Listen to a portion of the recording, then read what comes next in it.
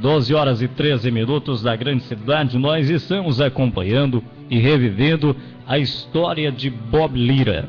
Bob Lira, um cidadão maçapiense que deixou a sua marca em nossa cidade e que nos deixou de presente um dos maiores escritores e jornalistas deste país. Eu falo de Lira Neto, minha gente. E Bob Lira deixou seus traços aqui em Massapê e, inclusive, tem seu filho Lira Neto, que é jornalista.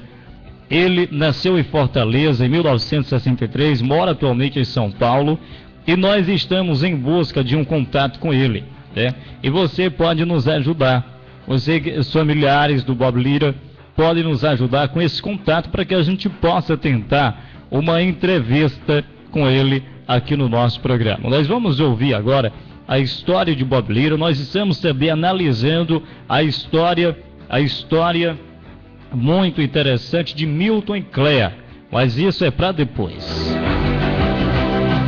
Olha, 7 horas e 32 minutos da grande cidade. Nós estamos analisando algumas histórias que marcaram a história do povo de Massapê, a história desta terra. Nós não podemos ficar parados no tempo e deixar com que tudo o que aconteceu nessa terra vá de água para o vento. E aí, o nosso objetivo da Rádio Serra Verde FM é reviver a história da nossa gente, é trazer novamente para a juventude atual muita coisa importante que está na história, mas que os nossos jovens, infelizmente, por uma falta de cultura, acabam não tendo oportunidade de saber do que passou-se em Massapê. E nós sabemos que existem muitos jovens ainda na atualidade que gostam de saber a história da sua terra, da sua gente, dos seus antepassados. Por exemplo, aqui em Massapê, nós temos a história de Milton e Cléa. E ontem, em conversa com o Bael, ele me repassava e me contava a história de Milton e Cléa.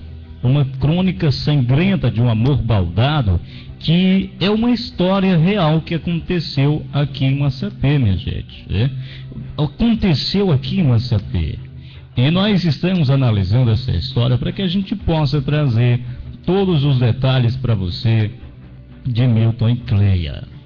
A história de um casal de jovens apaixonados, de uma paixão proibida devido ao preconceito, porque o jovem era negro e a jovem branca, e ele acabou indo embora, e quando voltou descobriu que a Cléa estava já noiva com outro, e ele tentando ainda salvar esse romance, mas devido à família não aprovar, ele acabou cometendo uma besteira. Tirou a vida da Cléa e depois também tentou tirar a própria vida dele, mas o tiro que ele deu em si mesmo acabou pegando de raspão, e ele foi até uma barbearia que ficava aqui em Massapê, ali próximo ao Bar Massapiense. Vocês mais de idade lembram?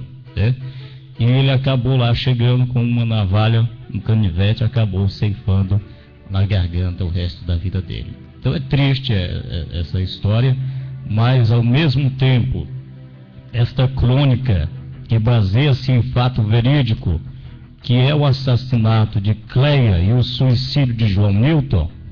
Olha, o seu assassino ocorreu aqui em Massapê, isso mesmo, aqui no nosso Massapê, no nosso Ceará, nos idos da década de 20. Sem modificar o fato em si, o que eu quero informar para você é que isso, inclusive, está registrado em páginas dos jornais da época.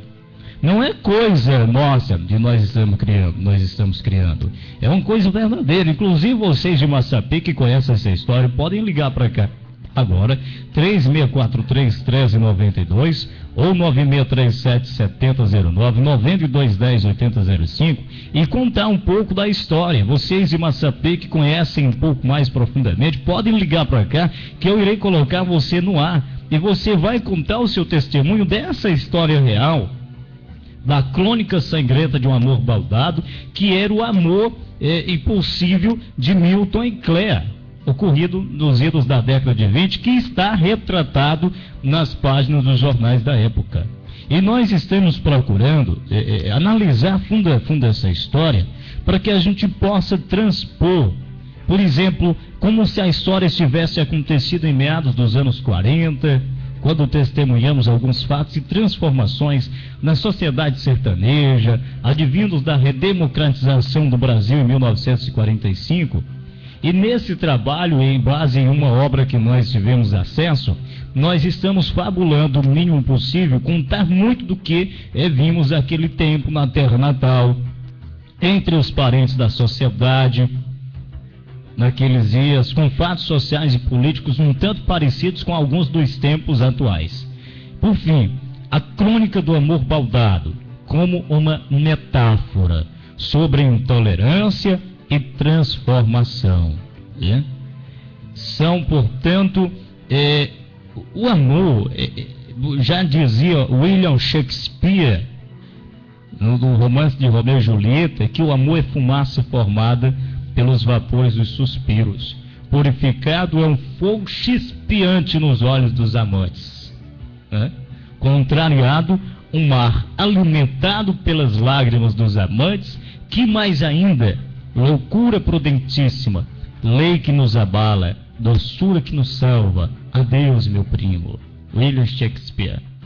Tem também outro pensamento aqui, do Frederico Garcia Lorca, Bodas de Sangue, e que ele diz que por este terrible ver la sangre de uma derramada por el suelo, um afluente que corre um minuto e a nosotros no las costados anos.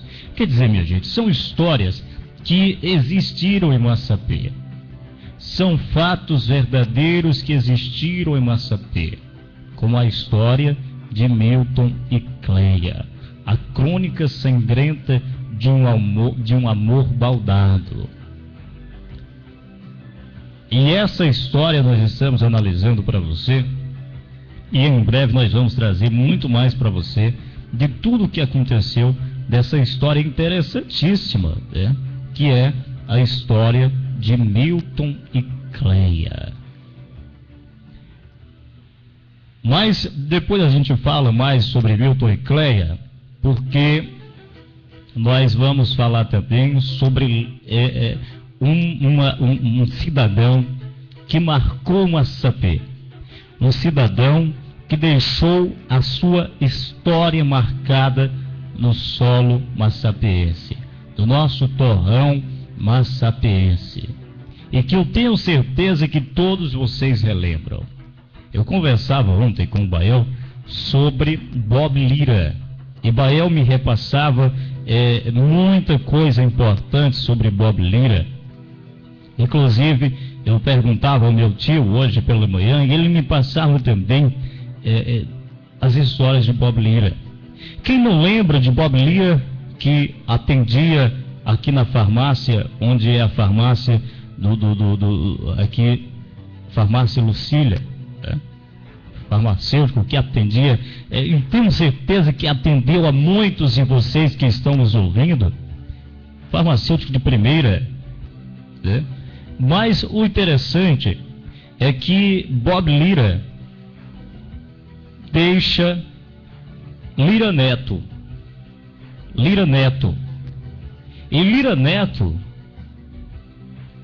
é seu filho, é um jornalista. Ele não nasceu aqui em Massapê, vale ressaltar isso, nasceu em Fortaleza em 1963, mas tem os seus traços massapeenses. Ele atualmente mora em São Paulo, já escreveu vários livros, entre eles as biografias de Padre Cícero, através da Companhia das Letras em 2009, já escreveu Maísa da Globo em 2007, O Inimigo do Rei também da Globo em 2006 e Castelo pela Contexto em 2004. Mas o que eu quero afirmar a vocês é que nós estamos procurando contato com o Lira Neto. O Lira Neto está em São Paulo E nós queremos pedir encarecidamente a você de Massapê, a família do Bob, que tenha o contato do Lira Neto, que possa pedir para que ele possa fazer um contato conosco aqui na Rádio Serra Verde FM de Massapê. Nós estamos pedindo encarecidamente a vocês que possam fazer isso por nós. Porque o Lira Neto, minha gente, ele tem a sua história. É inevitável. A vocês, do pessoal aí do Kennedy, Siqueira Campos, o pessoal do saudoso do Juarez, conhecem a história do Bob Lira em Massapê. E o Lira Neto, seu filho, está em São Paulo, esteve inclusive almoçando com o ex-presidente Luiz Inácio Lula da Silva.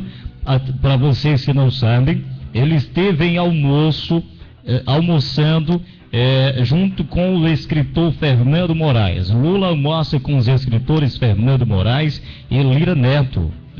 Estiveram almoçando, o ex-presidente Luiz Inácio Lula da Silva almoçou nesta segunda-feira, dia 16, com os escritores Fernando Moraes e Lira Neto. Lula está lendo a biografia de Getúlio Vargas, escrita por Lira, e foi presenteado com mais um livro do autor sobre a vida de Padre Cícero. Quer dizer, é gente que tem uma cultura enorme de nossa cidade, que está viajando o mundo afora, mas que nós não podemos esquecer desses nossos filhos, minha gente. Nós temos que relembrar. Então, quero pedir encarecidamente aos familiares do Bob Lira, que tenham o contato do Lira Neto, que possam nos repassar, para que a gente possa fazer um contato com ele, a gente possa fazer um pedido de alguns livros e obras importantíssimas que ele tem, tentarmos uma entrevista com ele, aqui no nosso programa, na nossa programação. Mas o Lira Neto hoje, que nós sabemos é que ele está morando em São Paulo e que esteve almoçando nesse dia 16 com o Fernando Moraes e o ex-presidente Luiz Inácio Lula da Silva. Estiveram, portanto, nesse almoço importantíssimo, o ex-presidente Luiz Inácio Lula da Silva. E olha, vale aqui ressaltar, tem aqui inclusive a história de Lira Neto, a última vez em que ele viu Bob Lira, a última vez em que ele viu Bob Lira.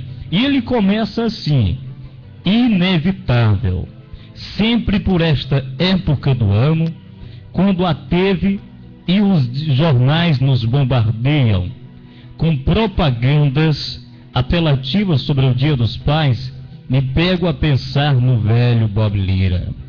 Mais especificamente, fico a recordar a última vez em que eu vi, e não por coincidência, a última vez em que estive em Massapê, a cidade na qual meu pai tinha o umbigo enterrado e onde hoje também descansam os seus ossos. Ele já estava bem doente, o organismo depauperado pelo câncer de pâncreas que o levaria deste mundo. A moléstia, ele próprio reconhecia, era o resultado de uma vida de poucos cuidados. Os hectolitros de aguardente que havia ingerido, desde muito moço, terminaram por cobrar-lhe o preço. Admiro-me agora que ele também não tenha sofrido com alguma complicação pulmonar, a despeito das toneladas de nicotina que devia acumular no peito. Quando soube que ele estava bem mal, fui visitá-lo, já desconfiado. Pelo que minhas tias haviam narrado ao telefone, aquele seria uma viagem de despedida.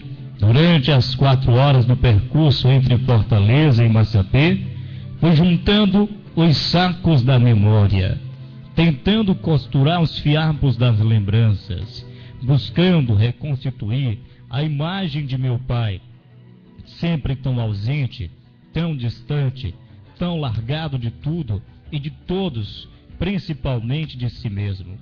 Lembrei das moedas escondidas por ele no fundo da mala, para que os filhos, depois da festa, por sua chegada de mais uma longa viagem, pudessem brincar de procurá-las em uma espécie de caça ao tesouro. Lembrei também das muitas vezes em que eu vi embriagar-se sozinho no sofá vermelho da sala, entornando goles generosos de cachaça, ao som de tangos, sambas, canções e boleros rasgados. Lembrei ainda dos versos que declamava, das doces mentiras que contava, do seu alucinado medo de alma penada. Enfim, em Massapê, quando de longe avistei o casarão de meus avós paternos, vislumbrei também a figura de alguém em pé na varanda, bem próximo à porta principal, logo acima dos degraus que levavam ao portãozinho de ferro, pintado de branco. Imaginei que era meu pai, que já me aguardava, ansioso, pois eu havia ligado num dia anterior para dizer que chegaria no primeiro ônibus da tarde. Porém, logo uma dúvida me assomou. Aquela pessoa plantada na fachada da casa parecia bem menor e ainda mais frágil do que a imagem que eu havia guardado de meu pai desde o nosso último encontro em Massapê. Depois de caminhar algumas dezenas de metros, fui percebendo que sim, realmente era ele. Estava bem mais magro, constatei. Depois de percorrer alguns passos em direção à casa, ele estava com os ombros mais curvados. Reparei, após distância menor, o rosto parecia ainda mais enrugado. Verifiquei, ao me aproximar do portão, meu pai não desceu os 6 ou 7 degraus que nos separavam para vir ao meu encontro. Compreendi que aquilo exigiria dele um esforço que o velho Bob Lira não podia mais se dar ao luxo de me oferecer. Lá estava eu diante de meu pai, ou pelo menos do que a vida fizera dele. Procurei não abraçá-lo com muita força, com medo de que suas clavículas, cujos contornos aparentes se desenhavam por baixo da camiseta encardida, se quebrassem em minhas mãos. A barriga dele parecia inflada. Um par de orelhas adornava-lhe a face. Naquela tarde, conversaríamos amenidades, trocaríamos novidades a respeito da família, evitaríamos assuntos que despertassem emoções demasiadamente fortes. No começo da noite, enquanto ainda palestrávamos abobrinhas embalados em confortáveis cadeiras de balanço, um velho amigo de meu pai passou por lá para visitá-lo. Depois das apresentações de praxe, o recém-chegado olhou para mim com ar condoído e em seguida, soltando um suspiro, alvejou meu pai com um olhar de censura. Seu pai está assim porque quis, disse meu visitante, enquanto abanava a cabeça de um lado para outro em sinal de reprovação. O Bob bebeu muito, fumou demais, raparigou feito um demônio, comentou com um sotaque tipicamente sertanejo. Quando em seguida o homem me informou que era quase 20 anos mais velho do que meu pai, apesar de, na verdade, aparentar ter apenas a metade da idade dele, tomei um susto. Postos lado a lado, aqueles dois indivíduos protagonizavam um doloroso contraste. Um mais idoso, falante, lépido e fagueiro. O outro, bem mais jovem, alquebrado, a voz rouca, mal conseguia sustentar o peso do próprio corpo. Durante os vários minutos em que o homem continuava a tagarelar e a desfiar toda a sua cartilinária, meu pai permaneceu calado, a cabeça pendida sobre o peito, a boca fechada, a comissura dos lábios voltada para baixo. De súbito, alguns instantes depois, vi Bob Lira aprumar-se na cadeira, endireitar o pescoço e estufar o peito, pôr o dedo em riste e encarar o amigo com impressionante firmeza. Percebi que ele procurava encontrar, saber-se lá como, sabe-se lá onde, alguma força misteriosa dentro de si mesmo, uma última centelha de vida que fosse para responder às recriminações que lhe eram atiradas assim ao rosto. E você, hein? Seu filho de papa com freira, Está assim todo pimpãozinho também porque quis. Esbravejou meu pai para o sujeito. Você nunca provou um cigarro, nunca bebeu um gole de bebida, nunca fez uma mulher gemer de verdade na cama. Sempre viveu aquado na barra da saia de sua mãe. Aquela pobre velhota que talvez tenha morrido de desgosto por ter criado um cabra frouxo como você, desabafou Bob Lira. O homem arregalou os olhos, deu boa noite e saiu de fininho, sem querer mais conversa. Fiquei então olhando para meu pai, atônito. Eu estava ainda um tanto quanto abismado com aquela inesperada virada de mesa. Porém, não demorou muito, e ele logo tornou a debruçar o queixo sobre o peito. Respirou fundo, pôs as mãos sobre as pernas e voltou a mergulhar no silêncio. Pelos cantos da boca, enquanto ressonava, parecia sorrir. Aquele rompante e aquele meu sorriso foram as últimas lembranças que guardei de meu pai. Semanas depois, já em casa, recebi a notícia de que ele havia morrido. Combinei com meu irmão, queríamos ao enterro em Massapê, mas confesso que fiquei feliz quando o carro pifou bem na hora de pegarmos a estrada. Não lembro o motivo pelo qual o automóvel não quis mais ligar o motor. Só sei que, por causa disso, não cheguei a ver meu pai morto. Nunca mais voltei a Massapê. Jamais botei os olhos no túmulo de meu pai. Preferi guardar aquela derradeira imagem dele para sempre. O homem que se orgulhava de ter vivido todos os dias que lhe foram possíveis viver.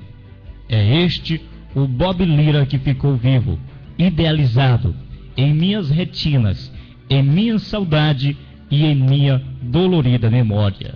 Feliz Dia dos Pais, Bob Lira. Portanto, senhores e senhoras, esse texto foi publicado originalmente no Diário do Nordeste em 6 de agosto de 2010. E nós aproveitamos para contá-lo para que vocês pudessem, os jovens da atualidade, né? Porque nós sabemos que você, de história em Massapê, sabe o quanto Bob Lira foi importante em Massapê. E nós esperamos que os massapienses possam colaborar conosco, a família do saudoso Juarez, pessoal do Quênia de Siqueiro Campos, né? Queremos também contar com o apoio de muitos aqui em Massapê, que são familiares do Bob Lira, para que possam nos trazer o contato do Lira Neto, para que a gente possa tentar uma entrevista com ele, porque desde quando Bob Lira faleceu, isso está com muito tempo, e ele não veio mais aqui em Massapê. O Lira Neto, filho do Bob Lira, não veio mais em Massapê, mas ele está em São Paulo e esteve almoçando nesse dia 16 com o ex-presidente Luiz Inácio Lula da Silva, junto também com o escritor Fernando Moraes. E Lira Neto tem uma grande história, um escritor renomadíssimo, já escreveu, só relembrando, escreveu Maísa da Globo em 2007, escreveu tantos livros que nós não podemos deixar essa história do Lira Neto, desse jornalista, ficar esquecida, né? Não podemos deixá-la ficar esquecida. Nós temos que reviver, trazer de volta essas histórias importantíssimas. Inclusive, esta informação do almoço do Lira Neto com o ex-presidente Lula está no site do Instituto Lula, né? E nós temos aqui, pedimos encarecidamente a você de Massapê que saiba alguma informação que possa nos repassar, para que a gente possa manter o contato com o Lira Neto. Nós estamos pedindo encarecidamente a vocês. Depois nós vamos trazer a história do homem do pijama azul, né? Também do Lira Neto, né? A história do homem de pijama azul nós vamos trazer para vocês também, em que ele fala também a respeito do Bob Lira, farmacêutico e caixeiro viajante, que haveria muito de que escrever, né? E aí nós vamos ouvir agora a história, essa história também do Bob Lira, que é O Homem do Pijama Azul. 12 horas e 38 minutos, nós vamos ouvir O Homem do Pijama Azul. Mas antes eu quero trazer aqui os comentários de Roberto Mendes Carneiro em relação a Milton e Clay também sobre o Bob Lira. Vamos ouvir e na sequência nós vamos trazer a história do Homem do Pijama Azul, também do Lira Neto, esse grande escritor. Vamos ouvir o Roberto Mendes Carneiro, que retrata um pouco sobre o que ele lembra e ele recorda tanto de Milton e Clay, como também de Bob Lira. Vamos ouvir. Eu fui assediado por inúmeras alunas lá na cidade de Itapipoca, no bar de um amigo meu, em que elas perguntavam se aquela história de Milton e Clay tinha realidade. Naquele boletim que tem, o Rei Massapê Minha Terra. Aí descrevi mais ou menos como foi. E elas tinham um trabalho a fazer, levando em conta um boletim, soltam. E isso, me trouxeram e perguntaram se tinha fundamento em Massapê de papéis. Ele foi para a Amazonas ganhar dinheiro, para casar com aquela, retornar, estava com o pinhoteiro, e, em consequência, ele assassinou e se suicidou. É o cordel. E foram várias alunas lá do colégio de Itapipoca que tinham assediado no bar, no Chico da Bomba, agora que eu me lembro, quando procuraram saber se tinha fundamento essa história, e tinha um trabalho a ser feito. Aí eu dei umas dicas a elas, para que elas pudessem fazer um trabalho mais perfeito. E me disse o túmulo. Aí, de Milton e Clay. Ao Rio pelo voto, fez bem. São declarações que a gente nos deixa assim, perplexos. Muitos fatos que ocorrem de muito tempo. Vê um suicídio, a morte, um assassinato, se admira, mas isso vem de muito tempo. E o Bob era meu amigo particular. Trabalhava ainda na farmácia da filha, trabalhou lá no hospital daqui de Massapê, hospital antigo, e era um rapaz inteligente. Todas as pessoas que o procuravam saíam satisfeitos com seus diagnósticos. E morreu Juarez Prestes Cabana, também irmão dele, João Alberto Siqueira Campos, todos revolucionários, os nomes, porque ele é Bob Capão de Ilha. Morreu a Terezinha, que era a mulher mais linda de Massapê, a irmã dele. Isso, namorando com 5 dias. E eu sempre aí na esquina do Ferrão de Lira, ouvindo a voz da Benedita Ribeiro, o Gonçalo acompanhando do violão. Massapê não tinha energia, era escuridão tamanha, mas algumas lamparinas ficavam focalizando ali, abrindo espaço para que nós pudéssemos assisti-la. A Benedita Ribeiro cantava maravilhosamente bem. Sertaneja era a música preferida, uma música que empolgou as multidões. Antiga, bonita, e descreve a eventualidade dos fatos e das coisas. Neto Lira, que é prefeito de Massapê, de grande popularidade, e assessor dele, 6 anos, de uma convivência sadia, pai da Betinha, gente muito boa, e irmão do Bob, Beto é irmão do Bob, Juarez Prestes Cabana, irmão do Beto e do Bob, a doutora Holanda, mora em Fortaleza, e a Lurdinha, que mora na capital cearense, e uva do saudoso Chico Pinto. E aí, senhoras e senhores, nós escrevemos aquilo que pudemos. E o Bob, ao morrer, todos sentiram falta, devido à sua perícia, o seu trabalho que realizava em prol daqueles que o procuravam doentes. Hoje eu tenho aí como médico meu amigo Afonso Carneiro Vasconcelos, figura das mais simples, mas sensacional em suas atitudes. Bom, então, minha gente, eu vou dar as palavras do Roberto Mendes Carneiro, e que ele relata um pouco do que ele relembra aí da história do Bob e também da saga de Milton e Clare. Depois nós vamos trazer toda detalhadamente a história de Milton e Clare. Mas a história agora mesmo é de Bob Lira, né? Eu vou trazer, como prometido agora, O Homem do Pijama Azul, também escrito pelo jornalista e escritor Lira Neto. O Homem do Pijama Azul é o que nós vamos agora descrever, assim como escreveu o escritor e jornalista Lira Neto. Vamos acompanhar, portanto, essa história aqui no nosso programa. É que ele começa assim: penso tê-lo visto uma única vez, talvez no final de 1971, quando o peso dos quase 80 anos de idade já lhe pronunciava um triste desfecho.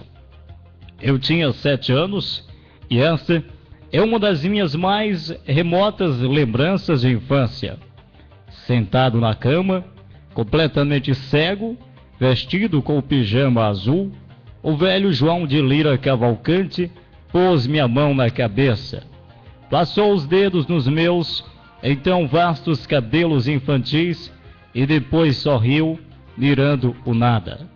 Não lembro se falou algo, se me perguntou alguma coisa, se fez algum comentário específico. Só guardei, daquele momento, alguns rápidos lampejos, uma memória enevoada, uma reminiscência cheia de brumas, bem típica daquela amnésia natural que caracteriza as recordações adultas a respeito dos primeiros anos de vida. O pijama de meu avô era realmente azul, ou tingi depois mentalmente, reconstruindo a imagem de acordo com os tons suaves de minha cor favorita. Seus dedos se demoraram de fato nos meus cabelos, ou apenas desejei que isso houvesse acontecido assim, forjando inconscientemente uma lembrança física posterior que confortasse o sentido de ausência.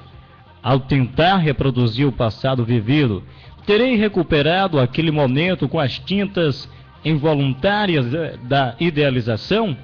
Não tenho respostas precisas para tal. Essas armadilhas são próprias das reminiscências pessoais, sempre seletivas e construídas. O que faz da narrativa do passado necessariamente um jogo de esconde-esconde entre a memória, o esquecimento e os mistérios da subjetividade de quem a viveu. O fato concreto é que naquele dia lá estava eu, diante de meu avô massapeense, o homem de quem eu havia herdado o nome e a respeito de quem sempre ouvira contar tantas histórias fantásticas. Hoje me pergunto quantas daquelas histórias mirabolantes não eram prodigiosa de meu pai, homem de espírito livre e inventivo, com notório pendor para dramatizar a mais prosaica das cenas domésticas. A ideia, aliás, deve ter sido obviamente dele, meu pai. Quando nasci em Fortaleza, no Natal de 1963, decidiu-se que eu seria batizado com o nome de João de Lira Cavalcante Neto. Ao que me consta, eu não era o primeiro dos netos, nem meu pai, uma espécie de outsider do clã. Era exatamente o membro mais próximo à família. Por esse motivo, ignoro até hoje as razões que fizeram recair sobre mim o direito e o peso de envergar, nas letras datilografadas da certidão de nascimento, o nome do velho patriarca. Seja como for, o caso é que se era eu, desde a pia batismal, o Lira Neto, crescia então querendo saber tudo a respeito do Lira avô, comerciante de Massapê, cuja ascendência ia dar nos costados do velho capitão Mó José de Xerez Furna Uchoa. A cegueira de vovô sempre atormentou-me a imaginação de menino. Conjeturava como devia ser terrível a ideia de viver no escuro absoluto, tateando móveis e paredes, necessitando, como ele, da ajuda alheia para as mais elementares atividades cotidianas. Quando em casa, cometíamos alguma travessura, como a de saltar do alto do guarda-roupa para a cama, vinha sempre a advertência: cuidado, não faça isso de novo, vovô ficou cego assim. Sabíamos que não era verdade, mas tínhamos medo do mesmo modo. Depois que cresci, o que passou a me despertar maior atenção na história pessoal de meu avô, e até hoje isso ainda me atiça a imaginação, é o fato de o velho João de Lira Cavalcante ter cultivado um método todo peculiar de dar nome aos filhos. Vovô era um homem fascinado pelas narrativas da epopeia cívica que foi a Coluna Prestes. Contemporâneo aos fatos, era tão entusiasmado pelo tema que quis homenagear os principais líderes do movimento na hora de nomear os meninos que nasceriam de seu casamento com vovó Luísa Pereira. O detalhe é que vovó não se contentava em pedir emprestado apenas os prenomes dos revolucionários. Punha também nos pimpolhos os sobrenomes dos rebeldes, ignorando a tradição e transgredindo a lógica familiar.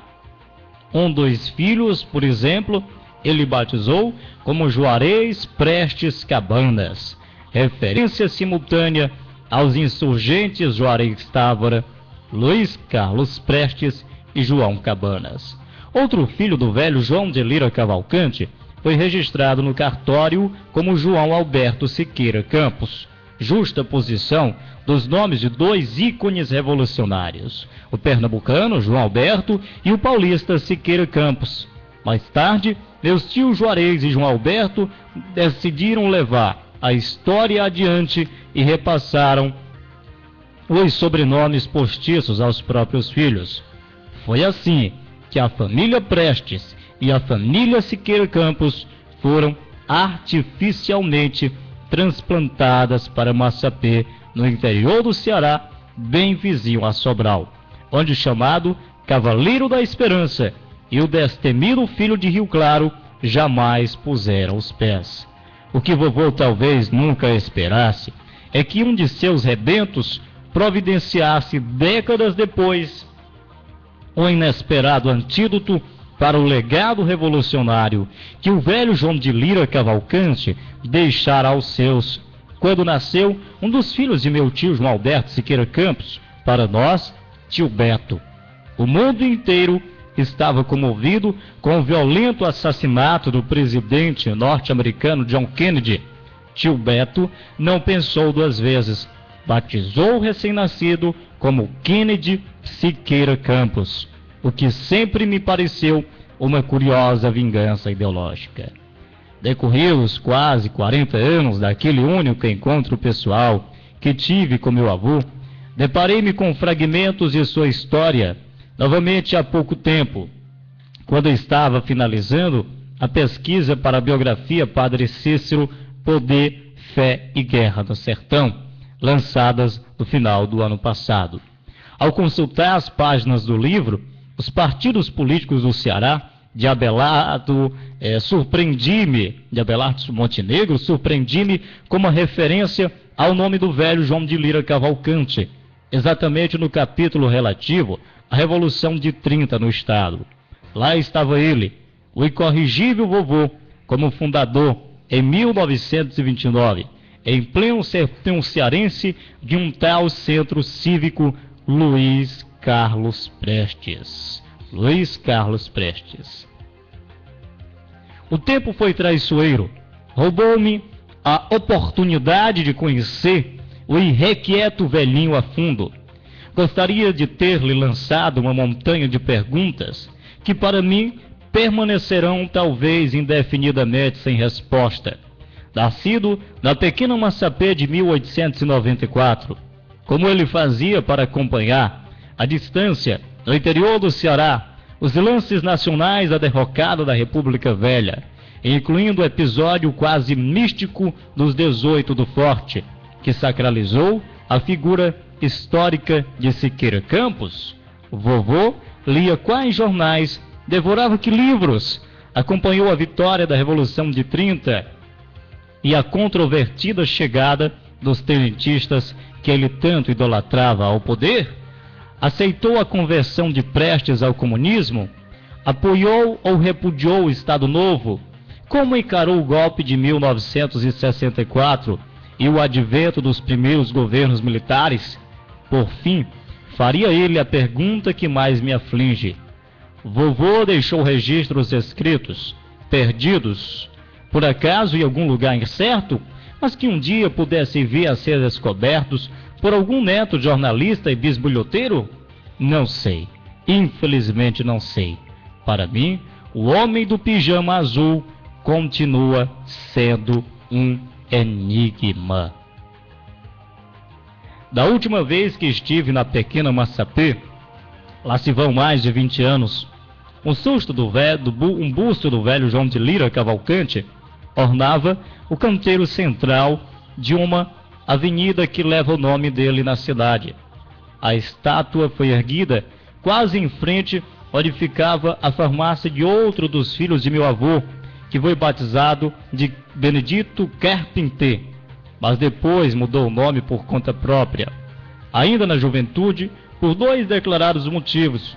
O primeiro, para restaurar na carteira de identidade o legítimo sobrenome familiar. O segundo, para homenagear aquele que era seu grande ídolo musical, um cantor brega folk da época, cowboy fajuto, o inconcebível Bob Nelson. Na ocasião, o revolucionário, você deve ter ficado fulo da vida, com toda razão, não é mesmo, seu Bob Lira? A respeito do Bob Lira farmacêutico e caixeiro viajante, haveria muito que falarmos, fica para uma próxima. Dele, basta dizer que o conheci relativamente bem. Era meu pai, o mais irresponsável e delicioso de todos os boêmios que a gloriosa Massapê já produziu.